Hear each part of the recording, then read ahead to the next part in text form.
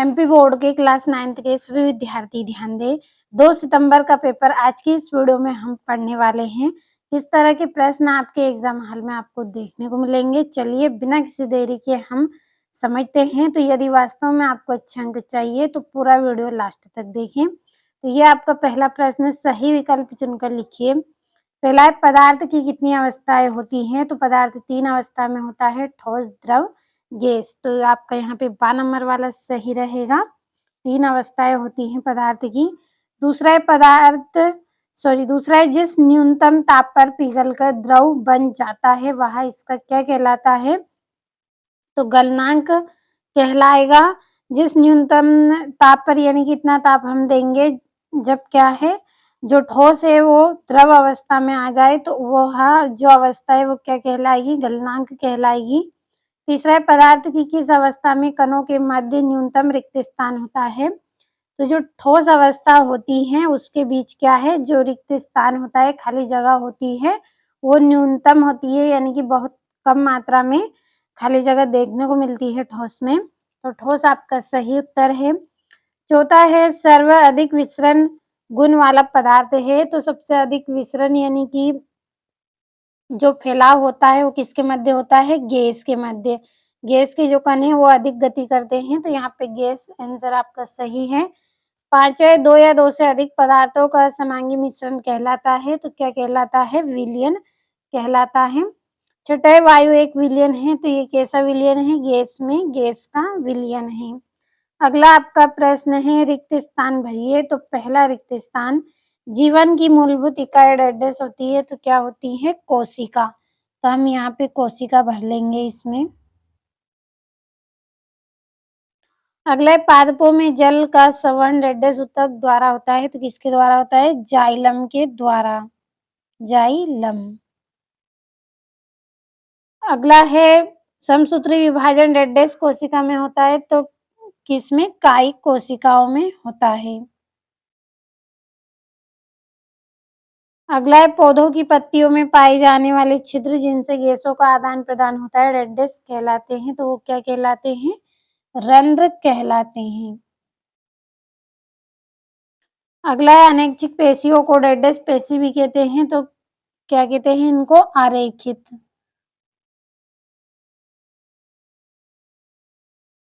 अगला है, एक ही प्रकार की कोशिकाओं का समूह जो संरचना व कार्य में समान हो डैश कहलाता है।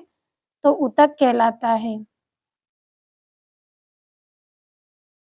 अगला है, एक वाक्य में उत्तर लिखिए। तो पहला है, दाब का मात्रक क्या है? तो दाब का मात्रक क्या है? पास्कल।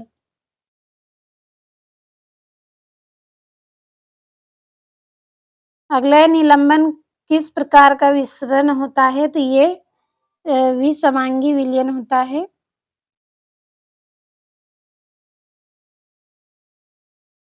अगला है, डीएनए का पूरा नाम क्या है? तो डीएनए का पूरा नाम क्या है? D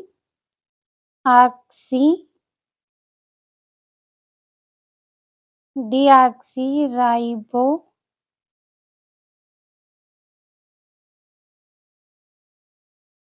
nucleic acid.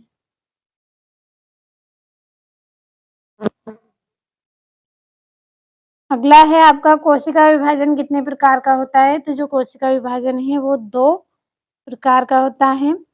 5 मरुस्थलीय पौधों में किस प्रकार के रंध्र पाए जाते हैं? तो इसमें धसे हुए रंध्र पाए जाते हैं।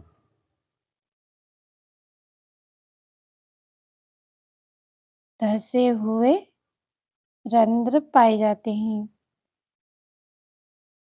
अगला है, एक गाड़ी का ओडोमीटर किसका मापन करता है? तो तय की गई दूरी का मापन ये करता है। तो हम यहीं पे लिख लेंगे, तय की गई दूरी, या फिर आप लिख सकते हैं दूरी का मापन करता है।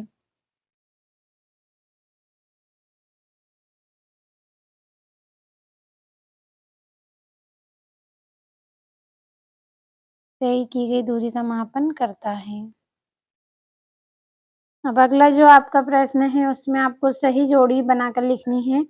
पहली है, गति का नियम। तो क्या है? क्रिया बराबर प्रतिक्रिया। दूसरा है, चाल। तो चाल की जोड़ी रहेगी दूरी बटा समय। तीसरा है त्वरण, तो त्वरण की जोड़ी रहेगी वेग में परिवर्तन बटा लिया गया समय। अगला गुरुत्वीय त्वरण, तो गुरुत्वीय त्वरण की जोड़ी रहेगी स्वतंत्र रूप से गिरती वस्तु। और जड़त्व की जोड़ी रहेगी आपकी गति का प्रथम नियम और गति का द्वितीय नियम F बराबर ma। ये हो गई आपकी जोड़ियां। चलिए बढ़ते हैं हम हमारे अगले प्रश्न की ओर। तो यदि आपको वास्तव में अच्छे अंक लाना है तो पूरा वीडियो कंप्लीट करें, अच्छे से पूरे वीडियो को देखें और सभी प्रश्नों को कंप्लीट आप करें। ये यहाँ से आपका 5वां प्रश्न सत्य असत्य लिखिए। पहला है मोमबत्ती का जलना भौतिक परिवर्तन है, तो ये आपका सत्य रहेगा, यानी कि गलत बात है। अगला है तंत्रिका ऊतक की कार्यात्मक इकाई रक्त है, तो ये आपका असत्य है।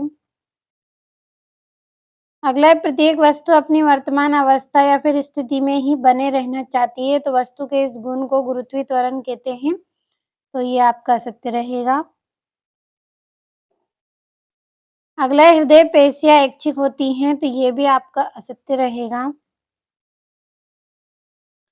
5वां है सर जे थॉमसन ने एनोड किरणों की खोज की थी, तो ये असत्य है। अगला है पौधों को पोषक पदार्थ हवा, पानी तथा मिट्टी से प्राप्त होता है, तो ये आपका एकदम सत्य रहेगा। यहाँ से छठा प्रश्न एलपीजी व सीएनजी का पूरा नाम लिखिए। 7वां इत्र की गंध बहुत दूर बैठे हुए व्यक्ति को भी क्यों पहुंच जाती है। 8वां मिश्र धातु किसे कहते हैं, किसी एक मिश्र धातु का नाम लिखिए। और 9वां टिंडल प्रभाव क्या है। 10वां अमीबा अपना भोजन कैसे प्राप्त करता है।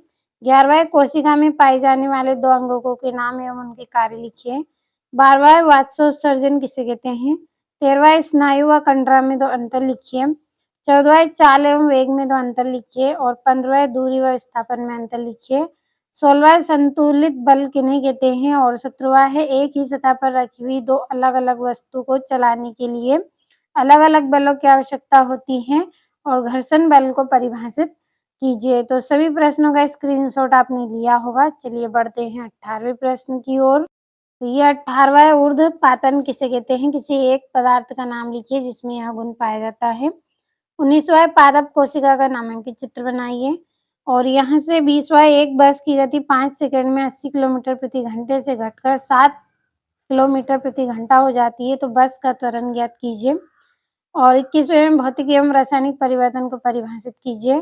22वां न्यूरॉन का नामांकित चित्र बनाइए। और 23वां जब कोई गतिशील बस अचानक रुकती है तो आप आगे की ओर झुक जाते हैं और जब विरामावस्था से अचानक चलने लगती है तो आप पीछे की ओर झुक जाते हैं, ऐसा क्यों होता है।